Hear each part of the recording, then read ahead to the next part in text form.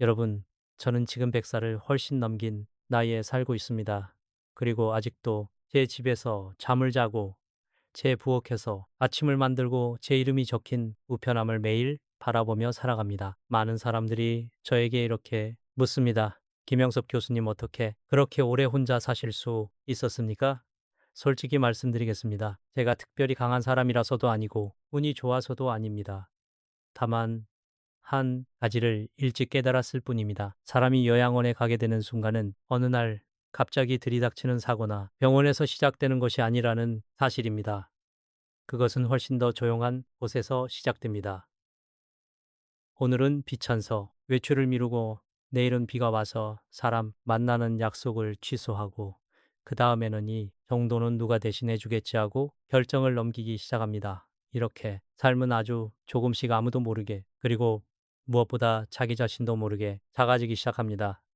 저는 오랜 세월 살면서 그 모습을 수없이 보았습니다. 분명히 건강했고, 분명히 자기 집에서 잘 살던 분들이 어느 날 갑자기 삶의 주인이 아닌 사람이 되어버리는 순간의 말입니다. 그래서 저는 제 인생의 아주 단순한 규칙 5가지를 만들었습니다. 크지 않습니다. 벅창하지도 않습니다. 하지만 이 5가지가 제가 100살이 넘은 지금까지도 제 삶을 제 손으로 지키며 살게 해준 이유입니다. 어쩌면 여러분의 노년을 완전히 바꿀 수도 있는 이야기입니다. 영상 끝까지 함께 들어보시겠습니까? 여러분의 삶을 지키는 방법이 지금부터 시작됩니다. 집 밖으로 나가는 사람만이 자기 삶을 지킬 수 있습니다. 이것이 제가 평생 지켜온 첫 번째 습관입니다. 저는 이 이야기를 할 때마다 늘 이렇게 말합니다. 첫 번째 습관은 매일 집 밖으로 나가는 것입니다. 나이가 들면 사람은 자연스럽게 집안에 머무는 시간이 늘어납니다. 처음에는 아주 사소한 이유입니다. 오늘은 조금 피곤해서, 내일은 날씨가 좋지 않아서, 그 다음에는 특별히 나갈 일이 없어서 그렇게 하루를 미루고 또 하루를 미루다 보면 어느 순간 집 밖 세상이 낯설어지기 시작합니다. 저도 오랜 세월을 살면서 그 모습을 수없이 보았습니다. 제가 오래 살았던 동네에도 늘 아침이면 동네 가게까지 천천히 걸어가던 이웃이 있었습니다. 특별한 일이 있는 것도 아니었습니다. 그저 빵을 하나 사고 가게 주인과 날씨 이야기를 조금 나누고 다시 집으로 돌아오는 평범한 하루였습니다. 그런데 어느 날부터 그분이 보이지 않았습니다. 처음에는 일주일 정도였습니다. 그러다가 한 달이 지나고 결국 그분은 더 이상 집 밖으로 나오지 않게 되었습니다. 이유는 특별하지 않았습니다. 자리가 조금 약해졌기 때문이었습니다. 하지만 더 큰 이유는 따로 있었습니다. 오랫동안 밖에 나가지 않다 보니 다시 나가는 것이 두려워졌기 때문입니다. 몸도 약해지고 마음도 자신감을 잃어버린 것입니다. 결국 그분은 몇 해가 지나지 않아 집을 떠나야 했습니다. 스스로 떠난 것이 아니라 더 이상 혼자 살 수 없게 되었기 때문이었습니다. 그 모습을 보면서 저는 한 가지를 분명히 깨달았습니다. 사람의 독립은 어느 날 갑자기 사라지는 것이 아니라는 사실입니다. 아주 조용히 그리고 아주 천천히 사라집니다. 그래서 저는 스스로에게 아주 단순한 규칙을 만들었습니다. 몸이 완전히 건강해서가 아닙니다. 특별한 일이 있어서도 아닙니다. 제가 서 있을 수 있는 날이라면 저는 반드시 집 밖으로 나갑니다. 멀리 갈 필요도 없습니다. 빠르게 걸을 필요도 없습니다. 그저 골목 끝까지 천천히 걸어갔다가 다시 돌아오는 것만으로도 충분합니다. 그것은 운동을 위해서라기보다 제 자신에게 말해주기 위한 행동입니다. 나는 아직 여기 있다. 나는 아직 내 삶을 살고 있다. 나이가 들수록 세상은 점점 우리를 집 안으로 밀어 넣으려 합니다. 하지만 우리가 스스로 문을 열고 밖으로 나가는 한 우리의 삶은 아직 우리 곁에 남아 있습니다. 여러분은 어떻습니까? 요즘도 매일 집을 마시고 계십니까? 아니면 어느 날부터인가 세상이 조금 멀어지기 시작했습니까? 이, 이 질문을 한번 좀 스스로에게 해보셨으면 합니다. 왜냐하면 사람의 삶이 작아지기 시작하는 첫 번째 순간은 바로 그 문을 열지 않는 날이기 때문입니다. 그리고 제가 평생 지켜온 두 번째 습관은 바로 여기에서 이어집니다. 사람은 집 안에서만 사라지는 것이 아닙니다. 사람의 목소리가 사라질 때도 삶은 조용히 작아지기 시작합니다. 사람은 집안에만 오래 머물면 사라지기 시작합니다. 그러나 더 조용하고 더 빠르게 사람을 사라지게 만드는 것이 있습니다. 두 번째 습관, 매일 누군가와 목소리로 대화하는 삶입니다. 제가 긴 세월을 살면서 가장 크게 느낀 변화 가운데 하나는 집의 소리였습니다. 젊은 시절에는 집 안에 늘 소리가 있었습니다. 발걸음 소리, 문 닫는 소리, 누군가 부르는 소리, 사소한 질문들, 그런 소리들은 특별하지 않았지만 사람을 살아있게 만드는 힘이 있었습니다. 하지만 나이가 들면 그 소리들이 하나씩 사라집니다. 함께 살던 사람이 먼저 세상을 떠나기도 하고 자녀들은 각자의 삶을 살게 됩니다. 집은 그대로인데 집안의 소리는 점점 줄어듭니다. 저도 오래 살면서 그런 시간을 지나왔습니다. 어느 날 집안이 너무 조용하게 느껴질 때가 있습니다. 발걸음도 없고 누군가를 부를 일도 없습니다. 그저 조용한 공기만 남아있는 집입니다. 그때 사람은 아주 이상한 생각을 하게 됩니다. 이제 나는 필요 없는 사람인지도 모른다는 생각입니다. 그 생각은 사람의 마음을 아주 천천히 약하게 만듭니다. 그리고 마음이 약해지면 사람은 점점 세상에 나가지 않게 됩니다. 누군가를 만날 이유도 말을 건넬 이유도 없다고 느끼기 때문입니다. 그래서 저는 스스로에게 또 하나의 규칙을 만들었습니다. 하루에 한 번은 반드시 누군가와 말을 나눈다. 거창한 대화가 필요하지 않습니다. 동네에서 마주친 사람에게 인사를 건네도 좋고, 가게에서 간단한 이야기를 나누어도 충분합니다. 중요한 것은 말의 내용이 아니라 사람의 목소리입니다. 사람의 목소리는 단순한 소리가 아닙니다. 그것은 우리가 아직 세상 속에 있다는 증거입니다. 제가 오래 살면서 지켜본 사실이 하나 있습니다. 외로움은 단순히 마음만 아프게 하는 것이 아닙니다. 외로움은 사람의 몸도 약하게 만들고 생각도 느리게 만듭니다. 그리고 결국 사람의 삶 전체를 작게 만들어버립니다. 많은 사람들이 경 때문에만 요양, 시설로 가게 된다고 생각합니다. 그러나 제가 본 많은 경우는 조금 달랐습니다. 그 사람이 목소리를 기억해주는 사람이 더 이상 없을 때, 그때 삶이 급격히 작아지기 시작했습니다. 그래서 저는 하루의 삶 속에서 제 목소리를 잃지 않으려고 노력합니다. 아주 짧은 대화라도 괜찮습니다. 그 한마디가 사람을 다시 세상과 이어주기 때문입니다. 여러분은 요즘 누구와 이야기를 나누고 계십니까? 하루 동안 아무에게도 말을 건네지 않는 날이 점점 늘어나고 있지는 않습니까? 사람은 몸이 약해지기 전에 먼저 세상에서 조용해집니다. 그리고 그 침묵이 길어질수록 삶은 더 빨리 작아집니다. 그래서 제가 지켜온 세 번째 습관이 있습니다. 그것은 바로 자신의 삶을 스스로 결정하는 일입니다. 사람이 자기 삶을 잃는 순간은 언제일까요? 많은 분들이 건강이 크게 나빠질 때라고 생각합니다. 그러나 제가 긴 세월을 살면서 깨달은 사실은 조금 다릅니다. 세 번째 습관, 작은 결정이라도 스스로 하는 삶입니다. 사람의 독립은 어느 날 갑자기 사라지지 않습니다. 그것은 아주 작은 결정 하나에서부터 조금씩 사라지기 시작합니다. 오늘은 누가 대신 정해준 식사를 먹고, 내일은 누가 대신 약속 시간을 정해주고, 그 다음에는 하루의 일정까지 다른 사람이 정해주기 시작합니다. 처음에는 그것이 도움처럼 느껴집니다. 누군가가 대신 해주니 편하고 수고가 줄어드는 것처럼 보이기 때문입니다. 하지만 저는 오랜 세월 동안 그 다음 단계를 여러 번 보았습니다.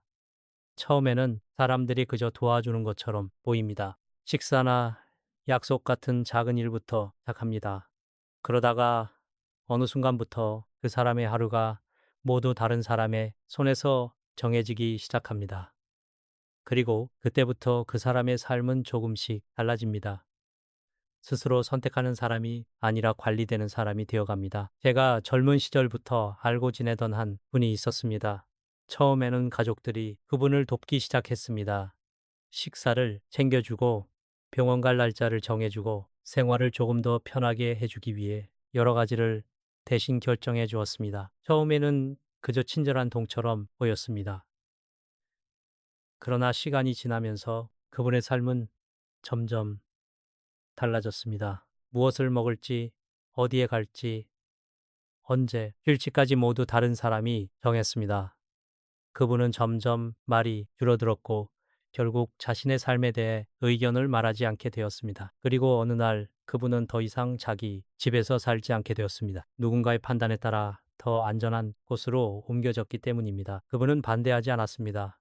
싸우지도 않았습니다. 그때쯤에는 이미 자신의 삶을 스스로 결정하는 힘을 잃어버렸기 때문입니다. 저는 그 모습을 보며 한 가지를 분명히 깨달았습니다. 독립은 하루에 한 번씩 조금씩 넘겨주는 결정들 속에서 사라진다는 사실입니다. 그래서 저는 스스로에게 약속했습니다. 제가 언제 일어날지, 무엇을 먹을지, 어디에 갈지, 하루를 어떻게 보낼지, 이런 사소한 것들은 반드시 제가 결정합니다. 가끔은 다른 사람이 대신 정해주면 더 편할 때도 있습니다. 하지만 편함은 때때로 자유를 가장 조용하게 빼앗아가는 길이 되기도 합니다. 여러분 어떻습니까? 요즘 여러분의 하루는 누가 정하고 있습니까? 여러분 자신입니까? 아니면 누군가가 대신 정해주고 있습니까? 나이가 들수록 우리는 더 많은 도움을 받게 됩니다. 그것은 자연스러운 일입니다. 그러나 도움과 대신 결정하는 일은 서로 다른 이야기입니다. 삶을 지키고 싶다면 우리는 여전히 자기 삶의 저자가 되어야 합니다. 그저 하루를 따라가는 승객이 아니라 말입니다. 그리고 제가 지켜온 네 번째 습관은 바로 여기에서 이어집니다. 사람이 약해질 날을 미리 생각하고 준비하는 일입니다. 나이가 들면 누구나 한 번쯤 이런 생각을 하게 됩니다. 아직은 괜찮겠지. 아직 준비하지 않아도 되겠지. 그러나 제가 긴 세월을 살며 분명히 깨달은 사실이 있습니다. 네 번째 습관은 약해질 날을 미리 준비하는 삶입니다. 사람은 늙는 순간을 스스로 선택할 수 없습니다. 노아는 허락을 구하지 않습니다. 어느 날 갑자기 찾아오는 것도 아닙니다. 아주 천천히, 아주 조용하게 우리의 힘을 조금씩 가져갑니다. 어느 날 계단을 오르는 일이 예전보다 조금 힘들어집니다. 또 어느 날에는 균형을 잡는 일이 조금 어려워집니다. 그리고 또 어느 날에는 예전에는 아무 생각 없이 하던 일이 갑자기 조심스러워집니다. 많은 사람들은 이 변화를 보면서도 애써 외면합니다. 아직 괜찮다고 생각합니다. 준비하는 이야기를 꺼내는 것 자체를 피합니다. 집을 조금 더 안전하게 만드는 일도 미루고 중요한 기록을 정리하는 일도 뒤로 미룹니다. 왜냐하면 그런 준비를 하는 순간 자신이 늙어간다는 사실을 인정해야 하기 때문입니다. 그러나 저는 그렇게 생각하지 않았습니다. 저는 평생 철학을 가르치며 살아왔습니다. 그리고 긴 인생을 살며 한 가지를 배웠습니다. 현실을 외면한다고 해서 현실이 사라지는 것은 아니라는 사실입니다. 그래서 저는 아직 몸이 움직일 수 있을 때 미리 준비하기로 했습니다. 집 안에서 넘어질 수 있는 것을 살펴보고 정리했습니다. 생활이 불편해지지 않도록 집을 조금 더 안전하게 만들었습니다. 그리고 제 삶에 대해 제가 원하는 것과 원하지 않는 것을 미리 정리해 두었습니다. 이것은 포기가 아닙니다. 오히려 미래의 나를 지키기 위한 일입니다. 제가 오랜 세월 동안 지켜본 사람들 가운데 많은 분들이 한 번의 사고로 갑자기 삶이 달라졌습니다. 작은 넘어짐 하나, 대원에 한 번 가는 일 하나가 인생의 방향을 바꾸어 놓았습니다. 그리고 대부분의 경우 그 변화는 준비가 없었기 때문에 더 크게 다가왔습니다. 그래서 저는 늘 이렇게 생각합니다. 자유는 약해져서만 사라지는 것이 아닙니다. 준비하지 않았기 때문에 더 빨리 사라지기도 합니다. 여러분은 어떻습니까? 여러분의 집은 앞으로의 시간을 위해 준비되어 있습니까? 아니면 아직도 예전의 힘으로 살던 시절의 모습 그대로입니까? 미래를 준비하는 사람은 오래 자기 삶을 지킬 수 있습니다. 그리고 제가 마지막까지 지켜온 다섯 번째 습관이 있습니다. 사람을 오래 살게 하는 아주 조용하지만 강한 이유에 대한 이야기입니다. 사람은 누군가에게 필요할 때 가장 오래 자신의 삶을 지키게 됩니다. 사람이 오래 자기 삶을 지키며 살아가기 위해 마지막까지 붙잡아야 할 것이 있습니다. 그것은 건강도 돈도 아닙니다. 다섯 번째, 습관 누군가에게 여전히 필요한 사람이 되는 삶입니다. 제가 긴 세월을 살며 보아온 사실이 하나 있습니다. 사람은 몸이 먼저 무너지는 것이 아니라 삶의 이유가 먼저 약해질 때 급격히 늙어갑니다. 한때 제가 살던 동네에 한 분이 계셨습니다. 아주 평범한 분이었습니다. 늘 아내와 함께 조용히 살던 분이었습니다. 아침이면 두 사람이 함께 집 앞을 쓰고 가끔은 시장에 함께 다녀오는 모습 보였습니다. 특별할 것 없는 평범한 부부였습니다. 그러던 어느 날 아내가 먼저 세상을 떠났습니다. 처음에는 그분도 여전히 같은 집에서 살았습니다. 그러나 시간이 지나면서 조금씩 달라졌습니다. 집 앞을 쓸던 모습이 보이지 않게 되었고 골목에서 그분을 만나는 일도 점점 줄어들었습니다. 사람은 혼자가 되면 시간이 더 많아질 것 같지만 실제로는 반대입니다. 삶의 이유가 사라지면 하루가 길어지는 것이 아니라 하루를 살아갈 힘이 약해집니다. 그분에게는 더 이상 기다리는 사람이 없었습니다. 그분이 집에 하루 종일 있어도 누구도 그것을 알아차리지 않았습니다. 누군가 그분을 필요로 하는 순간이 점점 사라지고 있었던 것입니다. 그렇게 시간이 지나자 그분의 모습 달라졌습니다. 예전보다 훨씬 늙어 보이기 시작했습니다. 그리고 얼마 지나지 않아 그 집에서 더 이상 그분을 볼 수 없게 되었습니다. 몸이 먼저 무너진 것이 아니라 삶의 목적이 먼저 사라졌던 것입니다. 그래서 저는 스스로에게 아주 조용한 약속을 했습니다. 누군가에게 필요한 사람으로 살아가자. 거창한 일이 아닙니다. 세상을 크게 바꾸는 일도 아닙니다. 작은 일이어도 충분합니다. 가끔 아이들에게 책을 읽어주기도 하고, 이웃이 집을 비울 때 화분에 물을 주기도 하고, 생일을 맞은 사람에게 안부를 전하기도 합니다. 이런 작은 일들은 대단한 일이 아닙니다. 하지만 이런 작은 일들이 우리에게 아주 중요한 것을 남겨줍니다. 아침에 일어나야 할 이유입니다. 사람은 누군가에게 여전히 의미가 있을 때 자기 삶을 포기하지 않습니다. 누군가가 자신을 기다리고 있다는 사실이 사람을 다시 하루 속으로 걸어가게 만듭니다. 여러분은 어떻습니까? 요즘 누군가가 여러분을 기다리고 있습니까? 여러분이 해주는 작은 일을 고마워하는 사람이 있습니까? 독립적인 삶은 10만 원으로 유지되지 않습니다. 삶의 이유가 함께 있어야 오래 유지됩니다. 그리고 이제 마지막으로 제가 여러분께 꼭 드리고 싶은 이야기가 남아 있습니다.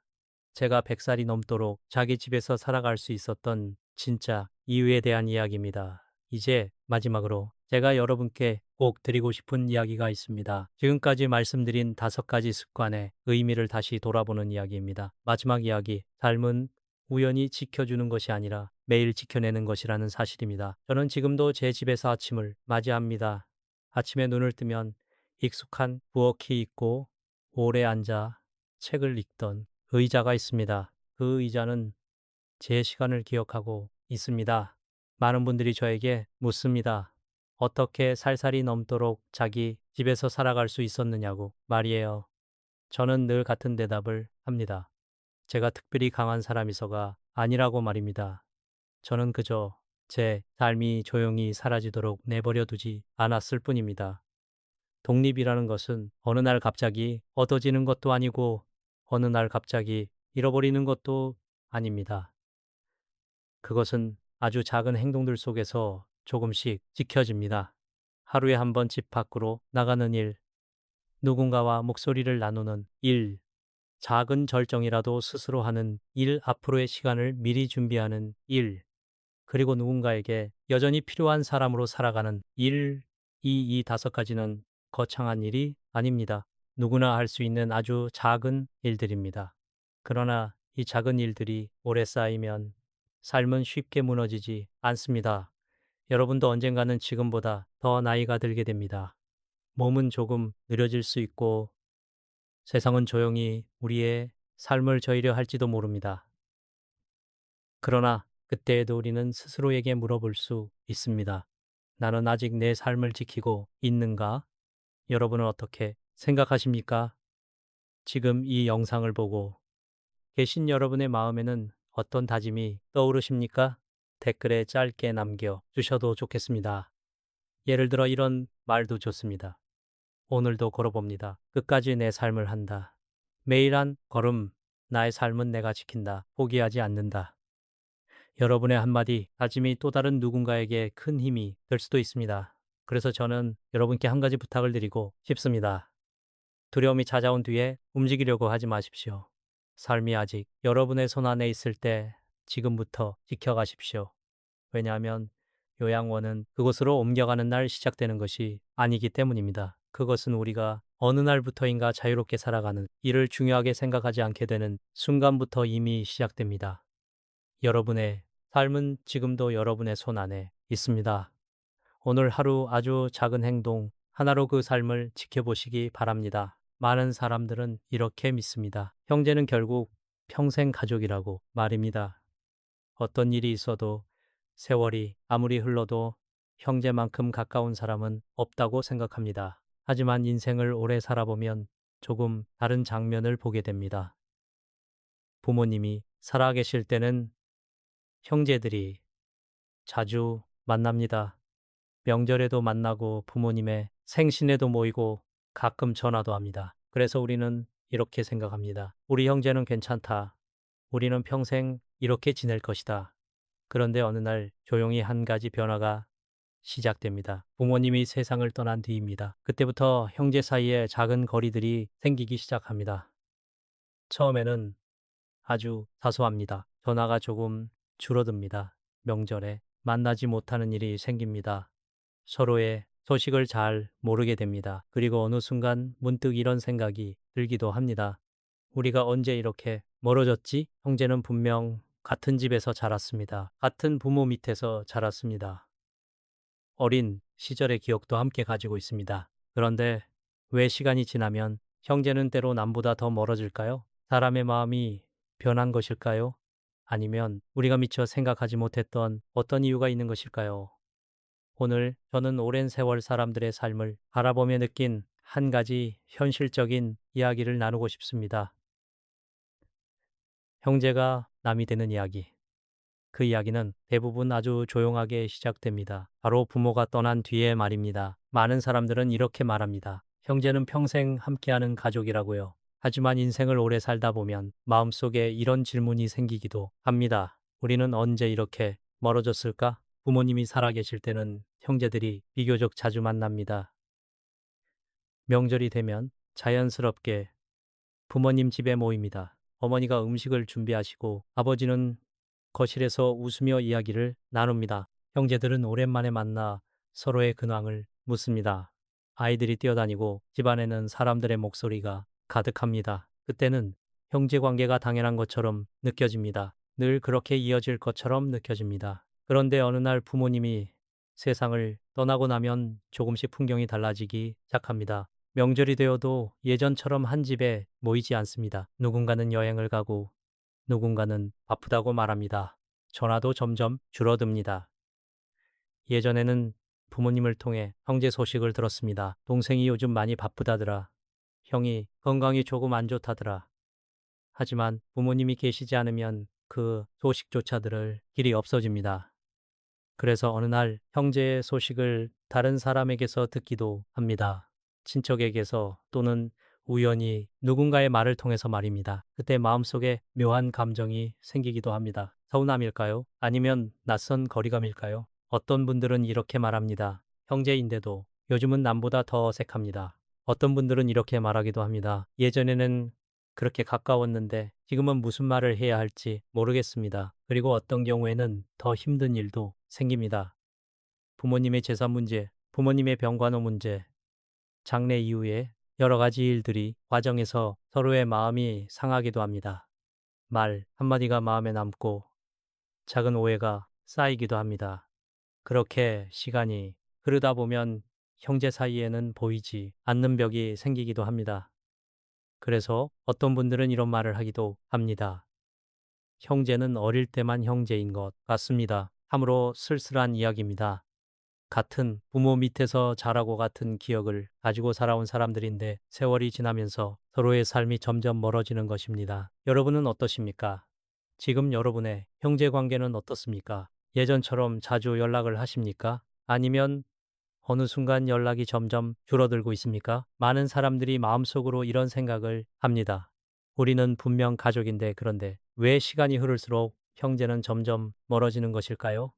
이 질문의 답은 생각보다 깊은 곳에 있습니다. 사람의 마음속에는 우리가 잘 알지 못하는 몇 가지 심리가 숨어 있기 때문입니다. 이제 그 이야기를 조금 더 천천히 살펴보겠습니다. 그렇다면 우리는 이 질문을 한번 해볼 필요가 있습니다. 왜 어떤 형제들은 어릴 때는 그렇게 가까웠는데 시간이 지나면 서로 멀어지게 되는 것일까요? 사람의 마음이 변해일까요? 물론 그럴 수도 있습니다. 하지만 조금 더 깊이 들여다보면 그 안에는 몇 가지 아주 현실적인 이유들이 숨어 있습니다. 오늘 저는 인생을 오래 바라보며 느낀 7가지 이유를 조용히 나누어 보려고 합니다. 첫 번째 이유, 부모라는 중심이 사라지기 때문입니다. 많은 가정에서 부모님은 가족의 중심입니다. 명절에 모이는 이유도 부모님이 계시기 때문입니다. 형제들이 서로 연락하는 것도 부모님이 계시기 때문입니다. 어머니는 종종 형제들의 안부를 전해주십니다. 아버지는 가끔 형제들에게 전화를 하십니다. 그렇게 부모님은 가족을 이어주는 중심이 됩니다. 하지만 부모님이 떠나고 나면 그 중심이 사라집니다. 그리고 그 순간 형제 관계는 조금 다른 모습이 되기 시작합니다. 우리는 왜 만나야 할까? 예전에는 이 질문을 할 필요가 없었습니다. 하지만 부모님이 떠난 뒤에는 그 질문이 조용히 나타나기 시작합니다. 두 번째 이유, 각자의 삶이 너무 달라지기 때문입니다. 어릴 때 형제는 같은 집에서 살았습니다. 같은 밥을 먹고 같은 공간에서 자랐습니다. 하지만 시간이 지나면 각자의 삶이 시작됩니다. 누군가는 다른 도시로 떠납니다. 누군가는 사업을 시작합니다. 누군가는 직장을 옮깁니다. 경제적인 상황도 달라집니다. 어떤 형제는 여유가 있고 어떤 형제는 어려움을 겪습니다. 이렇게 삶의 환경이 달라지면 대화의 주제도 달라집니다. 예전에는 몇 시간이고 이야기하던 형제들이 어느 순간 무슨 이야기를 해야 할지 조금 어색해지기도 합니다. 이것은 누가 잘못해서 생긴 일이 아닙니다. 인생의 길이 서로 다른 방향으로 흐르기 때문입니다. 세 번째 이유, 어린 시절의 감정이 남아있기 때문입니다. 사람의 마음에는 오래된 기억이 남아 있습니다. 특히 어린 시절의 기억은 생각보다 깊이 남아 있습니다. 예를 들어 이런 감정이 있을 수 있습니다. 부모님은 형을 더 좋아하셨다. 동생은 항상 더 많은 관심을 받았다. 어릴 때는 그 감정을 깊이 생각하지 않습니다. 하지만 시간이 지나고 부모님이 떠난 뒤에는 그 감정이 다시 떠오르기도 합니다. 특히 중요한 순간에 그 감정이 드러납니다. 예를 들어 부모님의 재산 문제, 부모님의 병간호 문제, 이런 상황에서 오래된 감정이 조용히 올라오기도 합니다. 그래서 어떤 형제들은 이렇게 말합니다. 사실 마음속에 서운함이 조금 있었습니다. 네 번째 이유. 자신의 가족이 더 중요해지기 때문입니다. 사람은 나이가 들수록 삶의 중심이 바뀝니다. 젊었을 때는 형제가 가장 가까운 가족처럼 느껴질 수도 있습니다. 하지만 시간이 지나면 배우자와 자녀가 삶의 중심이 됩니다. 그들을 돌보는 것이 가장 중요한 책임이 됩니다. 그래서 자연스럽게 시간과 마음이 그쪽으로 향하게 됩니다. 이것은 차가운 마음 때문이 아닙니다. 그저 인생의 구조가 그렇게 변하기 때문입니다. 다섯 번째 이유, 상속 문제입니다. 아주 현실적인 이야기입니다. 많은 형제 관계가 상속 문제로 멀어집니다. 부모님의 재산은 단순한 돈의 문제가 아닙니다. 그 안에는 공정함에 대한 감정이 있습니다. 누가 더 받았는가? 누가 부모님을 더 돌봤는가? 이런 질문들이 형제들의 마음을 복잡하게 만듭니다. 작은 차이가 큰 감정으로 이어지기도 합니다. 그래서 어떤 형제들은 이 문제로 인해 오랜 시간 마음이 멀어지기도 합니다. 여섯 번째 이유, 배우자와의 갈등입니다. 형제 사이에는 문제가 없을 수도 있습니다. 하지만 때로는 다른 사람이 관계에 영향을 줍니다. 바로 배우자입니다. 형수, 재수 또는 매형과 제부. 서로 다른 환경에서 자한 사람들이 한 가족이 되면서 작은 오해가 생기기도 합니다. 말 한마디가 마음에 남기도 합니다. 이런 일들이 쌓이면은 형제 사이에도 조용한 거리가 생기기도 합니다.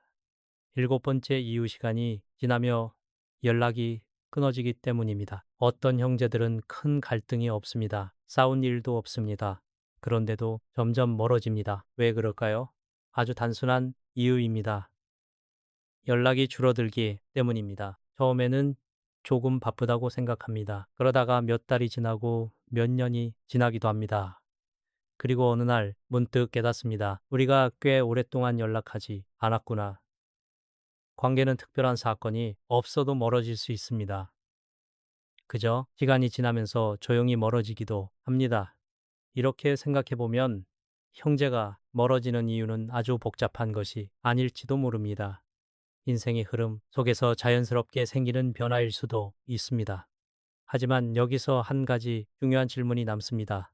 그렇다면 우리는 형제 관계를 어떻게 바라봐야 할까요? 그리고 어떤 마음으로 그 관계를 지켜가야 할까요? 이제 그 이야기를 조금 더 깊이 생각해 보겠습니다. 형제가 멀어지는 이야기를 들으면 많은 사람들은 마음이 조금 무거워집니다. 그래도 형제인데 왜 그렇게까지 멀어져야 할까?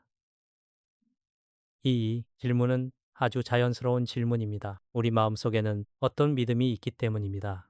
가족은 평생 함께 해야 한다는 믿음입니다. 하지만 인생을 오래 바라보면 조금 다른 진실도 보이기 시작합니다. 사람과 사람의 관계는 생각보다 아주 조용하게 변합니다. 친구도 그렇습니다. 오래 함께했던 친구가 어느 순간 멀어지는 일도 있습니다. 직장 동료도 그렇습니다. 매일 만나던 사람들이 어느 날 서로 다른 길을 걷게 됩니다. 형제의 관계도 사실은 크게 다르지 않습니다. 같은 부모 밑에서 태어났지만 각자의 인생은 각자의 방향으로 흐르기 때문입니다. 그래서 저는 때때로 이런 생각을 합니다.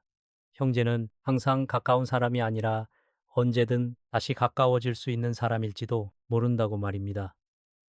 이 말은 형제를 가볍게 생각하자는 뜻이 아닙니다. 오히려 반대입니다. 형제라는 관계를 조금 더 현실적인 눈으로 바라보자는 이야기입니다. 우리는 종종 가족에게 너무 많은 기대를 합니다. 형제라면 늘 이해해 줄 것이라고 생각합니다. 형제라면 언제나 같은 마음일 것이라고 믿습니다. 하지만 사람은 각자의 삶을 살아가는 존재입니다. 같은 부모에게서 태어났다고 해서 같은 생각을 하며 살아갈 수는 없습니다. 그래서 때때로 관계가 조금 멀어질 수도 있습니다. 그것이 반드시 누군가의 잘못 때문은 아닙니다. 그저 인생의 흐름이 그렇게 흘러갈 때도 있는 것입니다. 중요한 것은 거리를 어떻게 바라보느냐입니다. 어떤 사람들은 그 거리를 원망으로 바라봅니다. 왜 나에게 연락하지 않을까? 왜 나를 이해하지 못할까? 하지만 다른 시선도 있습니다. 아, 형제는 인생의 긴 시간 속에서 서로 다른 길을 걷는 동행자일 수도 있습니다. 가끔 멀어졌다가 또 어느 날 가까워질 수도 있는 관계입니다. 그래서 저는 형제 관계에서 가장 중요한 것은 의무가 아니라 마음이라고 생각합니다. 억지로 붙잡는 관계는 오래가지 않습니다. 하지만 마음속에 작은 따뜻함이 남아있다면 그 관계는 완전히 사라지지 않습니다. 아주 오랜 시간이 지나도 어느 날 다시 이어질 수 있습니다. 인생을 돌아보면 관계라는 것은 참 신기합니다. 늘 가까운 사람도 있고 멀어졌다가 다시 가까워지는 사람도 있습니다. 형제도 그런 관계 가운데 하나일지 모릅니다. 그래서 저는 이렇게 묻고 싶습니다. 여러분에게 형제란 어떤 존재입니까? 어릴 적 기억을 함께 가진 사람일까요? 아니면 지금도 마음속에서 조용히 이어져 있는 인연일까요? 이 질문을 한번 천천히 생각해 보시기를 바랍니다. 그리고 한 가지를 기억해 두면 좋겠습니다. 형제 관계는 운명처럼 주어지는 것이 아니라 어쩌면 우리가 살아가며 조금씩 만들어가는 관계일지도 모른다는 사실을 말입니다. 이제 우리는 한 가지 중요한 이야기를 해야 합니다. 그렇다면 형제 관계를 조금 더 건강하게 지키기 위해서는 어떤 마음과 태도가 필요할까요? 인생을 오래 살아본 사람의 눈으로 볼 때 몇 가지 작은 방법들이 있습니다. 이제 그 이야기를 차분히 나눠보겠습니다. 그렇다면 우리는 형제 관계를 어떻게 지켜야 할까요? 형제는 억지로 붙잡는다고 해서 가까워지는 관계는 아닙니다. 하지만 작은 마음과 행동이 관계를 오래 이어주기도 합니다. 인생을 오래 바라보며 느낀 것은 형제 관계에도 몇 가지 중요한 태도가 필요하다는 사실입니다. 지금부터 그 몇 가지를 함께 생각해 보겠습니다. 첫 번째 방법, 부모가 살아계실 때 형제 관계를 만들어야 합니다. 많은 사람들이 형제 관계를 이렇게 생각합니다. 형제니까 당연히 평생 이어질 것이다. 하지만 사실은 그렇지 않습니다. 형제 관계도 시간을 들여 만들어야 하는 관계입니다. 특히 중요한 시기는 부모님이 살아 계실 때입니다. 그때 형제끼리 따로 연락을 하기도 하고 가끔 만나기도 해야 합니다. 부모님이 중심이 되어 형제가 모이는 것과 형제끼리 스스로 관계를 이어가는 것은 완전히 다른 이야기입니다. 부모님이 계실 때 형제 관계를 조금 더 따뜻하게 만들어두면 훗날 그 관계가 쉽게 끊어지지 않습니다. 두 번째, 방법. 재산 문제는 가능한 한 명확하게 해야 합니다. 많은 형제 관계가 재산 문제로 멀어집니다. 이것은 슬픈 일이지만 현실에서 매우 자주 일어나는 일입니다. 부모님의 재산은 단순한 돈의 문제가 아닙니다. 그 안에는 공정함에 대한 감정이 들어 있습니다. 누가 더 받았는가? 누가 더 희생했는가? 이런 생각이 사람의 마음을 복잡하게 만듭니다. 그래서 재산 문제는 가능하면 감정이 깊어지기 전에 명확하게 이야기하는 것이 좋습니다. 투명함은 관계를 지켜주는 힘이 됩니다. 세 번째, 방법. 먼저 연락하는 사람이 관계를 지킵니다. 많은 사람들이 이렇게 생각합니다. 왜 항상 내가 먼저 연락해야 할까? 하지만 관계라는 것은 누군가 먼저 손을 내밀 때 이어지는 경우가 많습니다.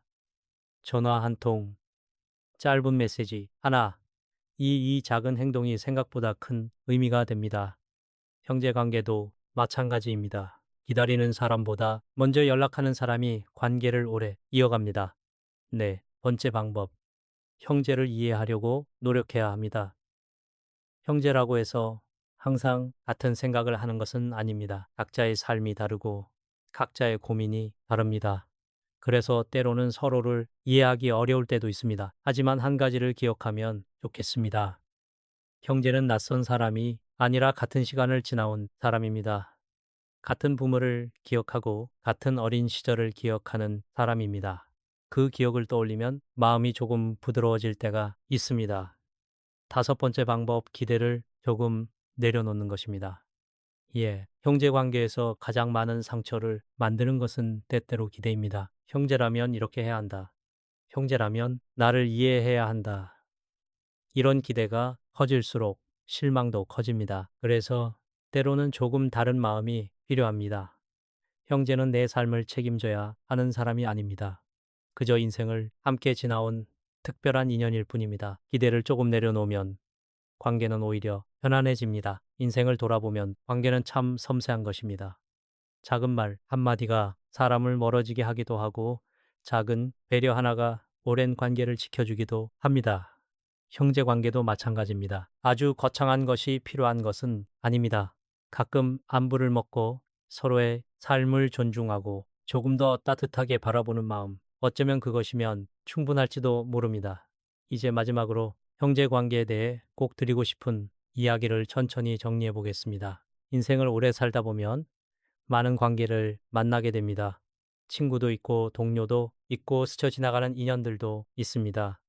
그 많은 관계 속에서 형제라는 존재는 조금 특별한 위치에 있습니다. 우리는 선택해서 형제를 만난 것이 아닙니다. 같은 부모 아래에서 같은 시간을 보내며 자연스럽게 형제가 되었습니다. 어릴 때는 그 사실을 깊이 생각하지 않습니다. 형제는 그저 항상 곁에 있는 사람처럼 느껴집니다. 하지만 시간이 지나고 각자의 삶을 살아가다 보면 우리는 조금씩 깨닫게 됩니다. 형제라는 관계도 노력 없이 계속 이어지는 것은 아니라는 사실을 말입니다. 부모님이 계실 때는 가족이라는 중심이 있었습니다. 그 중심이 형제들을 자연스럽게 이어주었습니다. 하지만 부모님이 떠난 뒤에는 형제 관계가 조금 다른 의미를 갖게 됩니다. 이제는 누군가가 만들어주는 관계가 아니라 우리가 스스로 이어가야 하는 관계가 됩니다. 그래서 어떤 형제들은 점점 멀어지기도 합니다. 그리고 또 어떤 형제들은 오히려 더 깊은 관계로 이어지기도 합니다. 그 차이는 아주 큰 것에서 시작되지 않습니다. 대부분 아주 작은 마음에서 시작됩니다. 가끔 안부를 묻는 마음, 서로의 삶을 존중하는 마음, 그리고 조금 더 이해하려는 마음, 그 마음이 형제 관계를 오래 지켜줍니다. 인생의 어느 순간 우리는 문득 깨닫게 됩니다. 형제라는 존재는 늘 가까이 있지는 않지만 세월이 흘러도 마음속 어딘가에 남아 있는 특별한 인연이라는 사실을 말입니다. 그래서 오늘 여러분께 한 가지 질문을 드리고 싶습니다. 여러분은 요즘 형제와 얼마나 자주 연락하고 계십니까? 혹시 바쁘다는 이유로 오랫동안 연락하지 못하고 계시지는 않습니까? 만약 그렇다면 오늘 이 영상을 본 김에 짧은 메시지 하나라도 보내보시는 것은 어떨까요? 잘 지내고 있니? 그 한 문장이 생각보다 따뜻한 마음을 다시 이어줄지도 모릅니다. 그리고 마지막으로 여러분의 이야기도 댓글로 들려주시면 좋겠습니다. 여러분은 형제와 지금도 가까이 지내고 계십니까? 아니면 시간이 지나면서 조금 멀어지게 되었습니까? 여러분의 경험과 생각을 댓글로 나누어 주시면 많은 분들에게도 깊은 공감이 될 것입니다. 오늘도 끝까지 함께 해주셔서 진심으로 감사합니다. 여러분의 하루가 조금 더 따뜻해지기를 바랍니다. 요즘 밤 설치시는 일 많으시죠? 60살이 넘어서면 정말 걱정이 한 둘이 아니에요. 건강은 어떻게 될지, 돈은 얼마나 더 필요할지, 자녀들한테는 부담 주고 싶지 않은데 혹시 나중에 손 벌려야 하는 건 아닌지 이런 마음 저는 정말 잘 압니다. 평생 성실하게 사셨는데 왜 이런 걱정을 해야 하나 싶기도 하고 남들은 다들 여유로워 보이는데 나만 이런 건 아닌가 하는 생각도 드시고요. 그런데 알고 보면 진짜 위협은 전혀 다른 데 있습니다. 나쁜 마음으로 사기치려는 사람들이 아니라 주변에 좋은 사람들, 가족들, 지인들 때문에 자기도 모르게 소중한 노후, 자금을 잃게 되는 경우가 훨씬 많답니다. 그때 좀 더 단호했으면 마음만 앞서서 성급하게 결정했네. 이런 후회를 하지 않으셨으면 하는 마음으로 오늘 정말 솔직한 이야기를 나누어 보려고 해요. 혹시 지금 비슷한 고민 중이시거나 주변에서 뭔가 권유받고 계신다면 꼭 끝까지 들어 보세요. 여러분이 소중한 노후를 지키는데 조금이라도 도움이 되었으면 좋겠어요. 소중한 구독과 좋아요 부탁드리며 시작하겠습니다. 혹시 주변에서 이런 이야기 들어보신 적 있으세요? 우리 이웃집 아저씨가 갑자기 집을 팔더라. 옆집 할머니가 요즘 많이 힘들어 보이시던데 이런 말들 말이에요. 요즘 정말 많은 분들이 조용히 어려워지고 계세요. 2024년 통계를 보면 개인 파산 신청하시는 분들 중에 60대가 가장 많다고 해요. 그것도 39.6%나 6%나 된다고 하더라고요.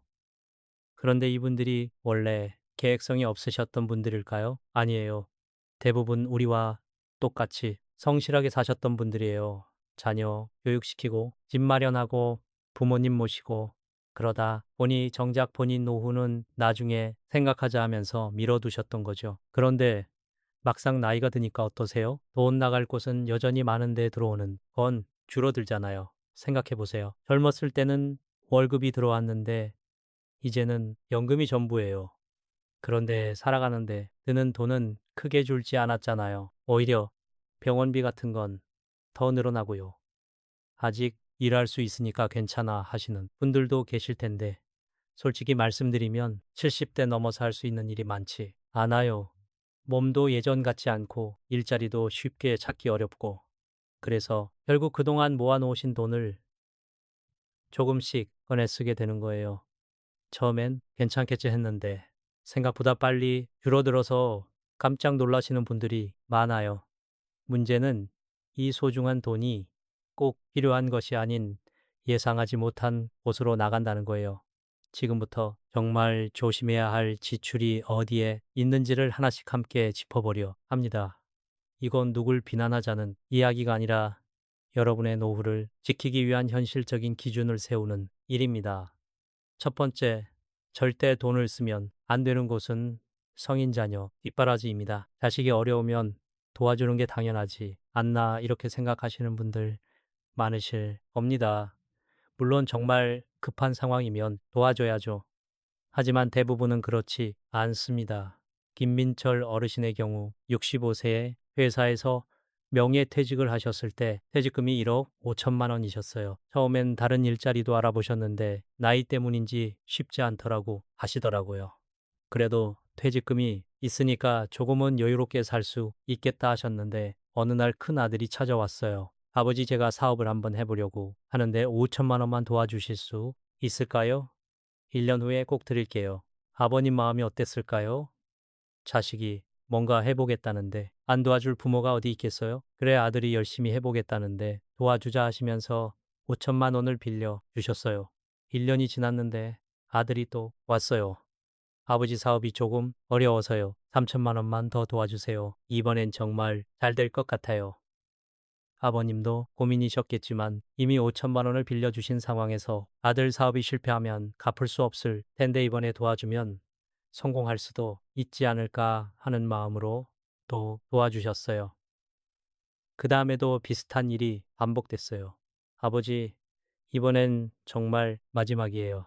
결국 3년 만에 1억 원이 다 나갔어요. 그 후 아들한테 갚으라고 했더니 아버지, 저도 정말 어려워요. 조금만 기다려주세요라고 말하더래요. 그게 벌써 2년 전 일이에요. 그동안 아버님도 경비 일이나 택시 운전 같은 걸 해보려고 하셨는데 나이도 있으시고 건강도 예전 같지 않아서 쉽지 않으시더라고요. 지금은 기초연금 33만 원과 남은 5천만 원을 조금씩 꺼내 쓰면서 생활하고 계세요. 매달 생활비가 120만 원 정도 드는데 연금으로는 턱없이 부족하니까 원금을 매달 80만 원씩 까먹고 계시는 거예요. 이런 식으로 가면 6년 정도 후에는 그 돈도 다 떨어질 것 같다고 하시더라고요. 더 안타까운 건 뭔지 아세요? 그 아들이 나중에 취직을 했는데 새 차를 할부로 샀더라고요. 아버지한테는 못 갚겠다고 하면서 말이에요. 이런 이야기를 하면 자식 도와주는 게 뭐가 잘못이야 라고 하실 수도 있어요. 저도 그 마음 충분히 이해해요. 부모 마음이 다 그렇잖아요. 하지만 생각해 보시면 우리 세대는 다 자력으로 했잖아요. 결혼 자금도 집 마련도 부모님이 다 해주시지 않아서도 우리는 살아왔어요. 그런데 지금 세대는 왜 다 해줘야 할까요? 더 중요한 건 도와준다고 해서 자녀가 정말 잘 되는 건 아니라는 거예요. 미국에서 연구해 본 결과 오히려 부모가 성인 자녀를 계속 도와주면 그 자녀가 경제적으로 더 어려워진다고 합니다. 스스로 해결하려는 의지가 약해지기 때문이죠. 나중에 여러분이 정말 도움이 필요할 때를 생각해 보세요. 지금 자녀들 도와주느라 노후 자금을 다 쓰시면 정작 본인이 병원비나 생활비가 필요할 때는 어디서 구하실 건가요? 그때 가서 자녀들한테 손 벌리시게 되면 그게 서로에게 더 큰 부담이 될 수 있어요. 처음부터 선을 정해 두시는 게 서로에게 도움이 될 겁니다. 자녀, 사랑하는 마음은 돈으로 표현하는 게 아니라 스스로 설 수 있도록 응원해 주시는 거잖아요. 주는 노후 준비해야 한다고 솔직하게 말씀하시면 오히려 자녀들이 더 단단해질 수 있을 거예요. 두 번째, 절대 돈을 쓰면 안 되는 곳은 고수익 투자입니다. 나이 들수록 이상하게 투자 욕심이 생깁니다. 이제 벌 수 있는 시간이 얼마 남지 않았으니까 한 번에 크게 벌어야겠다 이런 마음이 드는 거죠. 그래서 연 10%, 20% 수익을 약속하는 투자에 혹하게 됩니다. 하지만 여러분, 세상에 공짜는 없습니다. 높은 수익률에는 반드시 높은 위험이 따라요. 박순우 어르신 이야기를 들어보세요. 70이신데 퇴직금 2억 원을 은행에 넣어 두셨어요. 그런데 매달 나오는 이자가 40만 원도 안 되니까 답답하셨나 봐요. 그런데 어느 날 교회에서 만난 지인이 와서 이런 말을 했다고 해요. 형님, 제가 아는 부동산 펀드가 있는데 연 12% 수익을 보장해줘요. 원금도 보장하고요. 저도 1억 넣었는데 매달 100만 원씩 나와요. 2억에 12%면 매달 200만 원씩 나오는 거잖아요. 어르신이 혹할 만했죠. 그래서 처음엔 5천만 원만 넣어봤어요. 정말 신기하게도 첫 달에 50만 원이 들어왔어요. 둘째 달에도 셋째 달에도 6개월간 꼬박꼬박 나왔습니다. 야, 이거 괜찮네 하면서 주변에 자랑도 하셨고요. 그래서 나머지 1억 5천만 원도 다 넣었습니다. 이제 매 달 200만 원씩 나올 거라고 생각하면서요. 그런데 7달째부터 갑자기 연락이 끊어졌습니다.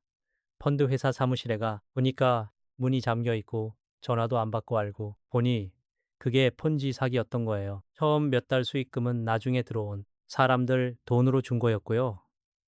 돈이 더 이상 안 들어오니까 잠적해버린 거죠. 어르신은 2억 원을 다 잃으셨습니다. 75세에 갑자기 무일푼이 된 거예요. 이런 일이 요즘 정말 많아요. 비트코인이니 어려운 이름의 투자 상품이니 모두 안전하고 돈 많이 벌 수 있다고. 하지만 사실은 도박이나 다름없어요. 특히 요즘 많이 들어보셨을 거예요. 원금 보장해 드립니다. 이런 말들. 그런데 생각해 보세요. 은행 가서 돈 맡겨봐야 1년에 2에서 3% 정도 이자 주는데 어떻게 원금도 보장하면서 1년에 10%씩이나 줄 수 있겠어요? 말이 안 되잖아요. 그런데도 왜 속게 될까요? 마음이 급하시니까요. 나이도 있고 이제 돈 벌 기회가 많지 않은데 이번 기회에 크게 한번 벌어보자 이런 생각 때문이에요. 하지만 생각해 보세요. 젊었을 때 투자 실패하면 다시 일에서 만회할 수 있어요. 그런데 지금 나이에 실패하면 다시 돈 벌 기회가 별로 없잖아요.